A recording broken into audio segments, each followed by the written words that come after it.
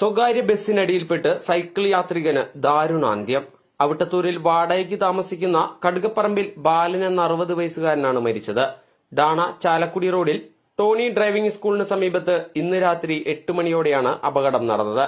പാട്ടമാടി റോഡിൽ ചായക്കടയിൽ ജോലി ചെയ്യുന്നയാൾ ജോലി കഴിഞ്ഞ് വീട്ടിലേക്ക് മടങ്ങുന്ന വഴിയിൽ ചെറിയ കയറ്റത്തിൽ വെച്ച് സൈക്കിൾ നിയന്ത്രണം വിട്ട് മറിഞ്ഞു.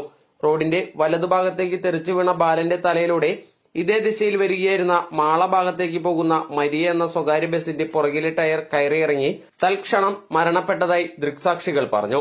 ഇരിങ്ങാലക്കുട പോലീസ് എത്തി തുടർ നടപടികൾ സ്വീകരിച്ചു. മൃതദേഹം ജനറൽ ആശുപത്രി മോർച്ചറിയിലേക്ക് മാറ്റി. സംസ്കാരം പിന്നീട് നടക്കും. ഭാര്യ സുമന, മക്കൾ അജിത്, വിജിത്.